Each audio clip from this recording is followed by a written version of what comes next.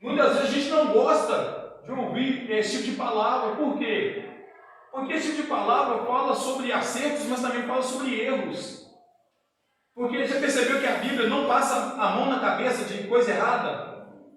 A Bíblia não tenta esconder pecado de ninguém, não tenta esconder erro de ninguém, nunca tentou. Judas suicidou. Se eu fosse um apóstolo da época, eu falaria assim, risca essa passagem, não coloca aí que um dos apóstolos de Jesus fez um bem desse não, que ele era ladrão, não. Não coloca aí que um dos apóstolos de Jesus roubava o dinheiro, não. Esconde isso, cara, porque isso vai escandalizar. Mas não foi colocado lá. Eles não omitiram da palavra de Deus, Atos dos Apóstolos, capítulo 5, quando Ananias e Safira chegaram e morreram aos pés do apóstolo Pedro. Nada é omitido, você sabe por quê? Porque tudo que está aqui é para o nosso ensinamento.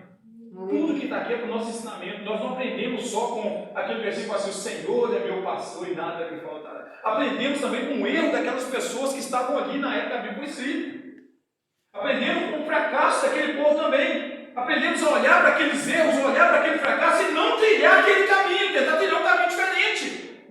Então não podemos isso, não podemos esconder isso de ninguém. Porque não podemos colocar um rótulo, irmãos, de perfeição onde não há perfeição. Não podemos, muitas vezes colocamos um rótulo de perfeição e quando aquele rótulo é manchado, logo todo mundo perde a fé. Mas quando você deixa tudo em prato limpo, todas as cartas jogadas na mesa, as pessoas vão enxergar da maneira certa. Falando, eu sei que o povo que está ali é um povo de Deus, mas um povo que é sujeito a falhar também como qualquer outro. Um povo que é sujeito a errar também como qualquer outro. Né? Então vamos lá para a palavra de Deus. A gente vai estudar hoje um pouquinho de Coríntios capítulo 6. Paulo no Coríntios capítulo 5, onde a gente terminou, e nesse capítulo 6 de 1 Coríntios, ele está tratando de dois problemas que estavam acontecendo dentro daquela igreja. Primeiro, no capítulo 5, a gente estudou aqui que ele está tratando sobre o caso de fornicação dentro da igreja. Um membro da igreja estava tendo um caso com a sua madrasta. E Paulo ele adverte os irmãos, falando assim, rapaz, vocês não tem jeito não, hein? Vocês estão inchados, cara. Vocês estão permitindo isso no meio da igreja e nem ao menos estão tendo a decência de expulsar esse cara do meio de vocês. Nem ao menos vocês não têm a decência de botar para fora esse cara. Expulsai do meio de vós esse mico. Paulo termina capítulo 5, no versículo 3, falando isso. Né?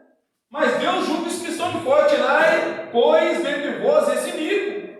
Muitas vezes a gente quer manter, né? A gente tem essa tendência, né? De querer manter a pessoa toda errada, a gente quer manter.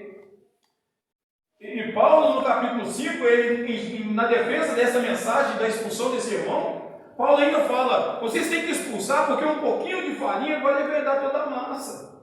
Um pouquinho de fermento aí vai levedar a massa toda. Um pouquinho de pecado no meio da igreja, se vocês não cuidam, não tratam, estraga a igreja inteira. Então se começa a surgir fornicação, prostituição, algumas coisas da igreja, você adverte a pessoa não muda. Não tem jeito, irmãos, tem situações na Bíblia que a Bíblia nos manda expulsar, tirar do meio da igreja, para que não contamine toda a igreja. Né? Nos tempos de hoje não pode falar isso mais, né? Nos tempos de hoje você fala que vai expulsar alguém da igreja, levanta-se uns